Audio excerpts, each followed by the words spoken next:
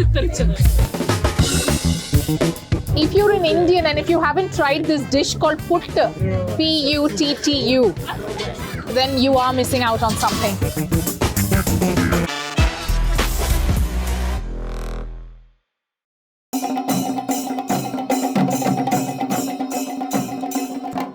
Hello and welcome to Out of Britain.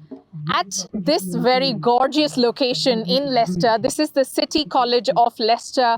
We're coming to you from the Malabar Food Festival, and I have with me the noisiest, the most glamorous and the most celebrated group of Chanda Melam performers. They are called, what are you called? Rajas Melam. Rajas Melam. That means king. King's Melam.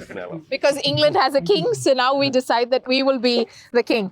Thank you so much for that fantastic music, Chanda Melam. So in one word, what is Chanda Melam? Is it Big noise. It's a traditional big art noise? form from Big noise. And used to play for it's normally is South India. from Kerala. It's a traditional art form.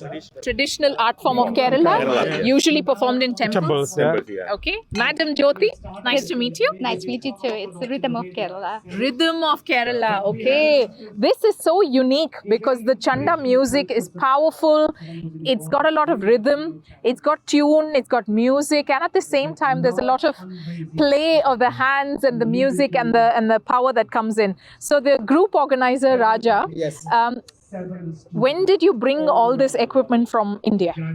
Nearly 5 years or so. About 5 years ago. So all of you, are you all professional Chanda performers or do you have other day jobs?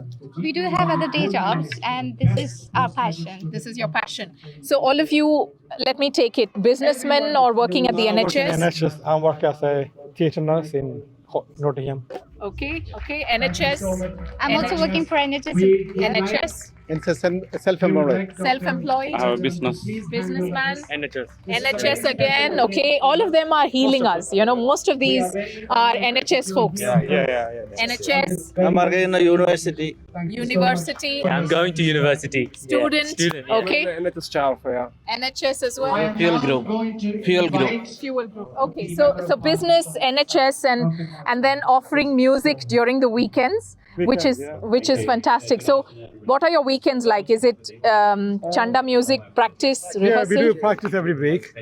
Then if you get any programs around UK, we go around. You go around. Usually it usually be in like churches or chambers or any weddings or birthdays. We do everything. What is the reaction when English white people look at Chanda music? How are Too noise. Yeah. But big celebration? They are enjoying. They enjoy it. Yeah, that's the music. Yeah, they love it. The sound. Vibes. It's just vibes. Just great vibes. Okay, they like it. They like it, but They sometimes noisy. very Sometimes noisy. the noise. But that's the point. You have to make a noise, don't you? Yeah, make a big noise, make a big splash. What does Chanda music mean to you? I have passion for Chanda since long time. From childhood, I have been seeing Chanda in temples. So I wanted to learn it since long time, and I got a chance to learn from this team. Yeah. Since the last 2 months. Yeah. Is it common for women to beat the drums? Common? Recently. Slowly it started coming up. Yeah, there are people around. There are women's group itself, but not in UK. Yeah. Back in Kerala, there is a lot of women's only group. Yeah. But we got a couple of girls now, so we are very. And like also it's changing the diverse, background. it's diverse, changing. yeah. And also, it all depends on the passion. She have the passion, so yeah. Yeah. Do you have biceps as well now that you have started she playing started it? developing. Yes. Is it a requirement? I don't know if it is a requirement, but I'm doing some exercise. Is it recently. heavy, Jyoti? It is. I think around 15 kg. 15 kgs. And then you have to, that's hard work. Well done, girl. Strong arms. Great one. And there's another woman on the group who. She's a girl. She's only 14. She's only 14. She's only 14. Yeah, she's year 9. It's my daughter. Oh, your daughter. I Lovely. think she found somewhere in She the. found food. So she ran for food. Play on some of the, I think on the games or somewhere. Okay. And her name is Gauri Krishna. Gauri Krishna. So that's another shout out to Gauri Krishna, who's a 14-year-old who's part of Raja's Chanda Melam. I'm going to go across and show our viewers some of your products which I've been tasting. For instance, you know, jackfruit is super popular in Kerala. Oh, the sample is over. Are you out of cakes? Yes, they're out of cakes. Okay, so that's super popular, and that's going home with me. Jackfruit cake, and then they have dates and cashew nut cake. Then there is frozen banana roast. That's a popular snack in India. And then there's vegetable cutlet, some frozen food but fresh. So, Cheta, you go on. Who's going to go? What are all these things? Onion vada here, with Unnu vada, Ulundu vada, Kumbalappam, Unniyappam, Palampuri, and Parampuri. So this is paripu vada. Yeah. It's a lentil fried. Paruppu vada, yeah. you Three can- types of savory vadas. Yeah, this is onion vada. It's made from onions. This is paripu vada. It's made from dal lentils. This is ulandu vada, which you call as medu vada also. It's a very famous snack, like 4 o'clock snack with the tea. What is we that? have. That looks interesting. That is kumbalappam. Kumbalappam is jackfruit and rice made into a dumpling that is steamed in a special leaf. To Which give is us- your favorite? My favorite, I would say, is banana fry. As a Hey, Mallu, as a Parampuri. Malayali, I love banana fry. Parampuri, yeah. Parampuri. Yeah. Okay. Okay, I think I will try kumbali appam. Kumbalappam. So that's jackfruit, rice flour, and then wrapped in a nicely edible leaf. Edible leaf? No. No, you don't eat the leaf. The leaf is wrapped around to give us the flavor to the product. Yeah. Unless you're an elephant, don't eat the leaf. So if you see Eat the rest of the snack. Cake, if you see the ingredients, you can see there is no preservatives and the jackfruit is around 40%. So we prefer the people to keep it in a freezer or fridge and use it as soon as possible. There's life for the product, but then unless you keep it in the freezer.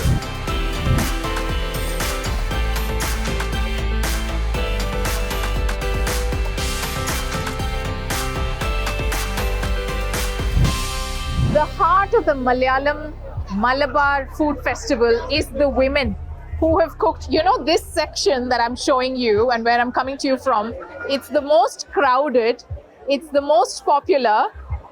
You know what you do is, as someone who's visiting, you form a line, you queue up, you take a box, you put whatever snack you like, which are called all sorts of traditional names, you put that into the box. Come join me.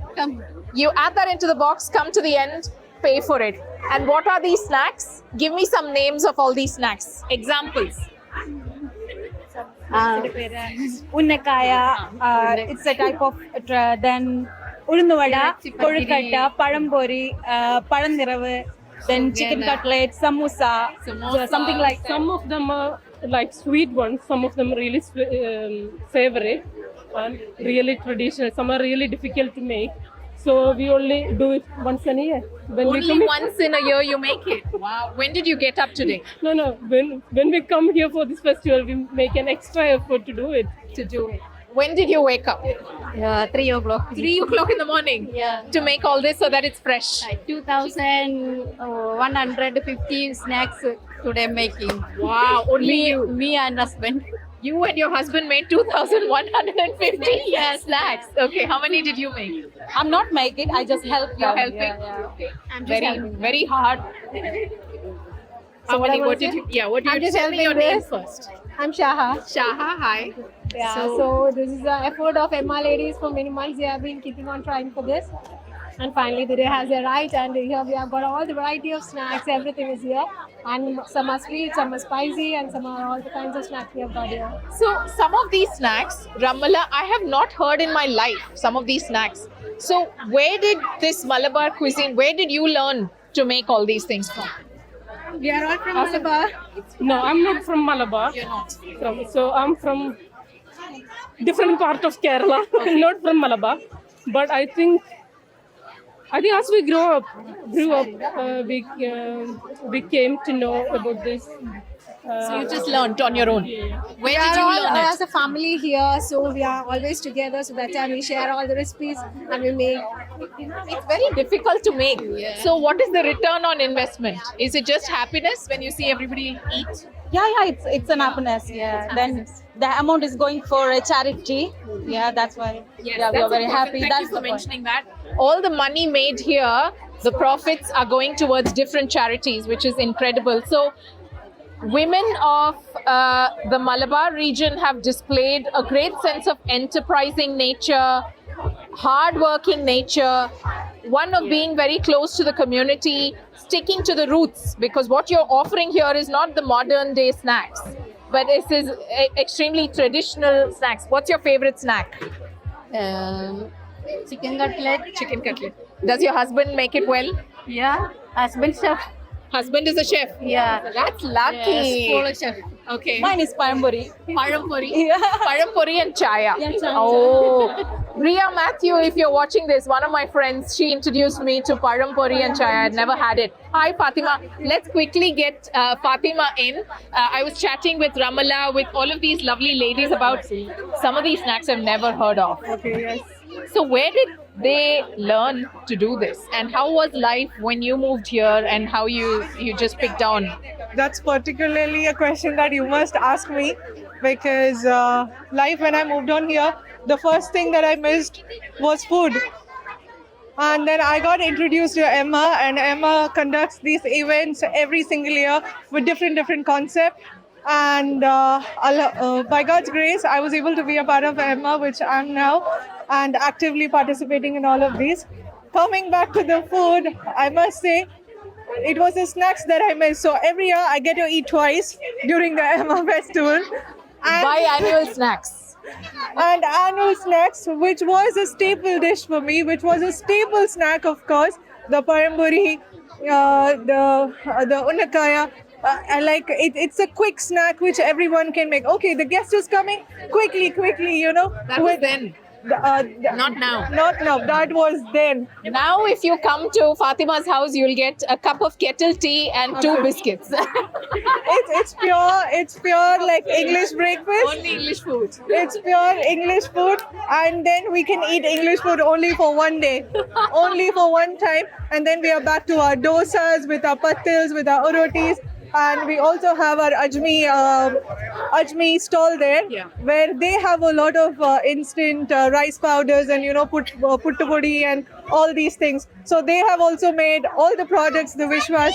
They have made our life even more easier. So I buy these stuffs. I like, okay, today we are making puttu. So it's like 1 kg of puttu, and then it's the whole week that goes on. This is probably the first largest South Indian festival in all of Europe, right? And the reason for that is because Leicester, which is right in the middle of the Midlands, easy access from London, easy access from the north, from Nottingham, from Birmingham, etc. And within Leicester itself, I met with the local MP Shaukat, who was saying arguably his constituency, South Leicester, is the most diverse in all of the UK. So that gives you an idea of how diverse this region is. So at the largest South Indian festival, what is being celebrated, organized by EMMA, which stands for East Midlands Malayali Muslim Association, Malabar region is being celebrated. Now, who wants to go to speak about what Malabar is in Kerala? Let's go with you. Fine. So Malabar is a region in Kerala which has historically had trade, commercial and cultural links ever since the Greeks, the Romans, the Portuguese, the Spaniards, the Arabs and the Orient. So very syncretic culture that has a lot of foreign influences, but a lot of identity that is very, very indigenous. So you have all the faiths. You've got Judaism, Buddhism, all the major religions, Judaism, Buddhism, Christianity, Islam, Hinduism, all are present in Malabar because of these influences. So our food is also very syncretic. We also have a very large diaspora, primarily in the Middle East, particularly the Gulf, and of course now growing in the UK, Canada and the US. So that is the region. That is the region. Now, many would argue that Kerala itself is so unique to the rest of India, and within Kerala is this region called Malabar, which makes Kerala what it is. Extremely exciting, very different. Much of the coast has, as Naeem put it, influence from traders who came from the western coast into Malabar. Gifted religion. Is it fair to say that literally most people from Malabar here would have a gene from, say, the Middle East or Arabs? Quite a few, yes, because the Arab influence is quite strong in the north of Kerala, which is primarily the Malabar region. Yeah, okay. And that's how the gift of Islam came from the West Coast, isn't it? Before which there was a lot of Dravidian influence. The Dravidians were the main, local ethnic group there, and like they said, the Dutch, the Portuguese, all have given their influences. That's how Christianity came to Kerala, and Islam came through the Arabs. Yeah, excellent. So why did so many traders come to Malabar, via Malabar to India, for the spices, for the food? And today I've learned, after meeting so many Malabaris, it's probably the warmth of the people. Because when I met so many people, you feel like wanting to meet them again. I already have invites with a few nurses who told me, come home, I'll make you parampuri. You can't eat today, no problem, come home. Will you feed me puttu when I come the next time? Yeah, definitely. Why not? Definitely. Yeah. That's only I have. Okay, so the warmth of the people of Kerala. Now tell me, Zarina, as a woman, as a Malabari, as a Muslim woman, there must have been so many challenges. And when I met with so many women here, they sounded so talented, enterprising, and they sounded like they have an opportunity to showcase not just their culture but their skill and their talent and get paid for it. Absolutely. I mean, Malabari, Muslim women have always, contrary to popular opinion, Muslim women have been given a great position. I mean, we are always encouraged to seek knowledge, to speak up for ourselves. There was a part of the North Kerala, where the matrilineal system was, instead of the patriarchal system, there was the matriarchal system. So women are quite used to speaking their mind. And I think in Emma as well, we have always been given that space. We are not, it's not a set thing that we have to stay at home and cook. We have been involved in the organizing, we have been involved in the planning. All the planning for this stall and many parts of the event today have been by women. Yeah. So, like I said, contrary to popular opinion, it's not just about women cooking. We are given wings to grow. I mean, we take that. We take that as a granted, as a great opportunity. Thank you. Thanks for sharing that. So contrary to the popular opinion that women usually are more conservative and stuck to their kitchens, here are a group of very progressive women who put together this festival in a big way with very little bit of support from the men folk. Okay. Parts of the festival. Only parts of the festival, only very little help from the men.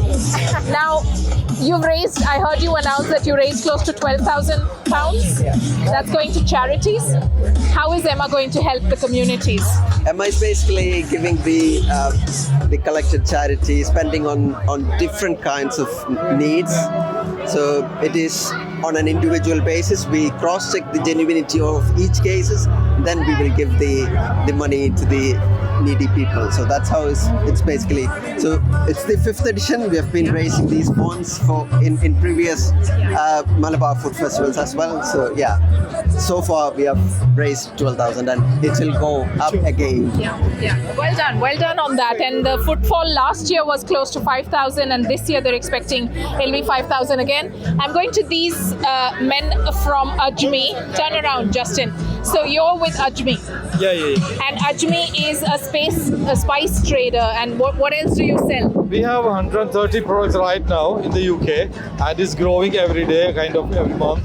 And we do spices, spice mixes, pickles, savories, and this is thriving. You wouldn't have known until so many people came out that there are so many people and they love eating native traditional food. Yeah. And we have frozen as well. When people are very busy with their work, they can eat, no problem. Yeah. Very easy to cook. Frozen, we have 35 varieties right now, and there are more coming out. Do you cook? Let me ask directors, owners of companies which make food, the men. Do you know how to cook? Traditional recipes. Yeah, I know. He laughed. Can I interrupt you? I'm sure, I don't think they'll cook, but I'm very sure they will try any product coming out. Without their physical testing, nothing is going to come. Yeah. There is a big R&D. There's a big R&D, but the R&D is not the final one. Samplers of the food. Yeah. Look at him laughing after he just said I know how to cook. But at the end of the day, they know the taste. They know what people want. Yeah. Okay. Malabarian food is just so popular. So Zarina, what's your favorite? One favorite. My favorite would be cutlets because that's a childhood favorite, invoking nostalgic. Because Ramadan and iftars are like very special in every Malabar household, and cutlets are one of the main things. Cutlets, yeah. A lot of people from Kolkata would say the same. They love cutlets as well. Only one dish. What's your favorite Malabarian dish? Parota and beef curry. Parota, Malabarian parota with the layers and the layers and the layers. Oh, it's delicious. Talsheri biryani. Talsheri biryani. So India is the land of biryanis, right? And I'm a Hyderabadi. So I'm going to say, what? No, we do the best biryanis. But if you haven't eaten Malabaran biryani, then you haven't eaten biryani, because that's got the influence, like Zarina put and like Naeem put, from so many different regions. So the right use of spices which are grown in Malabar region, and then those are slow cooked with the other ingredients that go in. Oh, it's delicious. It's delicious. But Hyderabadi biryani is better. I think so. We'll agree to disagree. Yeah. Okay, now when you see so many people in the community come under one roof, which is the sky literally, in this instance, how does it feel? For me, my takeaway is, wow, there are so many people outside of London in a place like Leicester, which we know has a lot of South Asians. But to bring all of these people together in one place, not just from Leicester, but different parts of the UK, what did it take? Your biggest learnings in the last 5 years as organizers? I think. Of course, the women. Yeah, I'm in charge of the marketing this year, so that's probably why he put it over. So I think it's a unity and a common love for good food, and again nostalgic dishes, because even though Malabar cuisine is very popular among us, now it's better, but the last few years the restaurant scene has improved, but it was not that great the last few years. So getting home cooked food, which is a given when you're back home, but it's not that easy here in the UK. So just the mention of things like parota and beef talsheri biryani is enough to get a food lover, get into his car and drive hundreds of miles to reach here. Yeah, excellent. And the USP, I think, of this food festival is it's not commercial.